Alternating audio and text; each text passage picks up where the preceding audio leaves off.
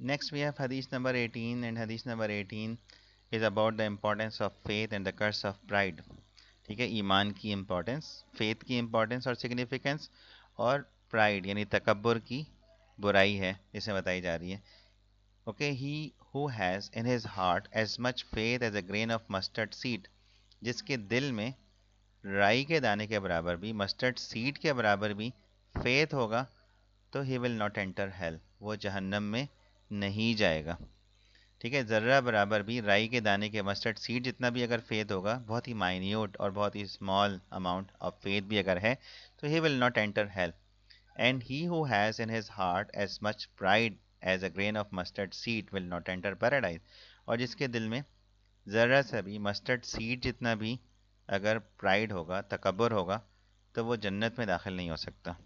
ठीक है, तो एक तो चीज़ है फेथ और दूसरी चीज़ है उसके अपोजिट प्राइड.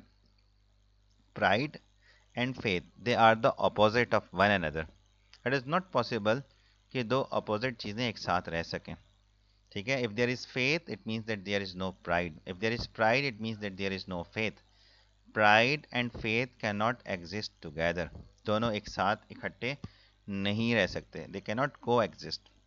ठीक है, तो इसलिए जब फेथ है तो ऑटोमेटिकली प्राइड नहीं होगा, और अगर प्राइड आ रहा है, गुरूर तकब्बुर आ रहा है, तो इसका मतलब है कि फेथ नहीं है. तो इस हदीस से हमें फेथ की इंपॉर्टेंस पता चल रही है कि even that small amount of faith, and because of Allah's mercy, because of that small amount of faith the person will be able to gain Allah's mercy. अल्लाह ताला की मर्सी और रहमत उसी इंसान को मिलेगी जिसके दिल में फेथ होगा. तो ज़रा सा भी अगर फेथ होगा, तो because of that the person will be protected from the hell fire. ठीक है, और ज़रा सा भी pride, because pride is a curse. ठीक है, प्राइड बहुत बड़ी बुराई है, एंड ये अल्लाह ताला को सख्त नापसंद है.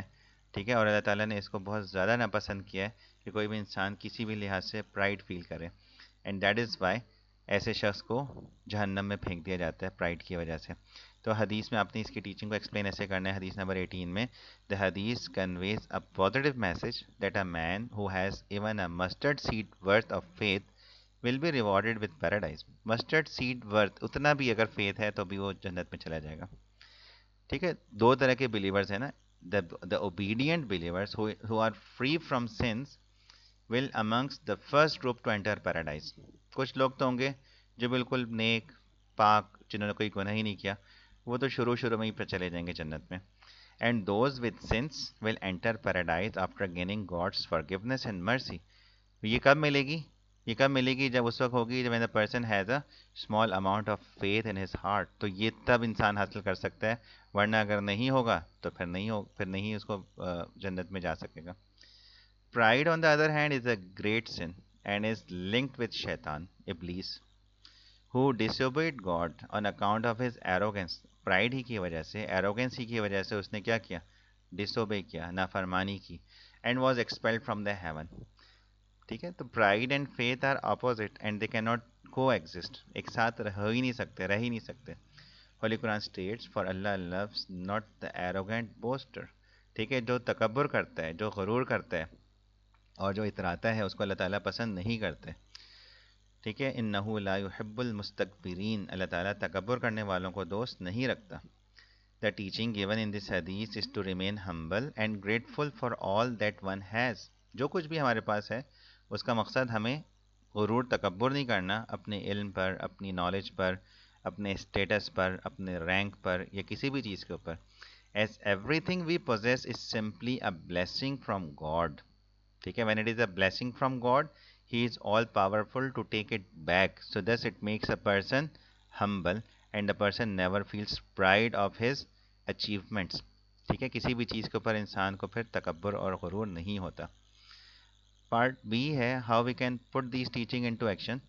Muslims can put the teaching of this hadith by never allowing pride to take root in their heart. ज़रा सा भी गुरूर उनके दिल में ना आए. By remaining humble and grateful to God. Holy Prophet is the best example and role model for Muslims. Like we can take an example of the Holy Prophet, peace upon him, that after several years of persecution when he has been exiled from Makkah, and later on after being exiled for 8 years when he entered Makkah at the time of its conquest, he was very much hunched and he was very much lean and bent on the back of his camel or the animal which he was riding, that his beard was touching the saddle. Okay, he was not proud. He never felt proud of his status or achievements. Okay, he remained humble. Every time he remained humble of his success or his achievements. Moreover, Muslims should treat each other humbly, leniently, and lovingly. Anyone whom Allah has granted wealth or authority, beauty or splendor should take it as Allah's gift. अल्लाह ताला का इनाम है. ठीक है, इंसान की कोई अपनी एफर्ट और अचीवमेंट नहीं है. That is a gift, that is a blessing.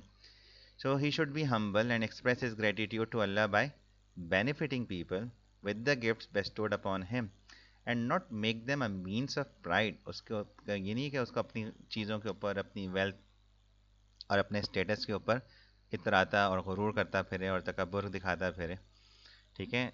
और क़ारून जो उसको अपने माल, अपने वेल्थ के ऊपर बहुत ज़्यादा प्राइड था, तो ही हैज़ बीन, ठीक है, उसको क्या हुआ, ही हैज़ बीन डिस्ट्रॉयड. ठीक है. And he was punished by Allah Almighty along with his wealth. Furthermore, we should be careful in posting something on social media. ठीक है, हम प्राइड शो कर रहे होते हैं, हम दिखाते हैं कि हमने ये किया.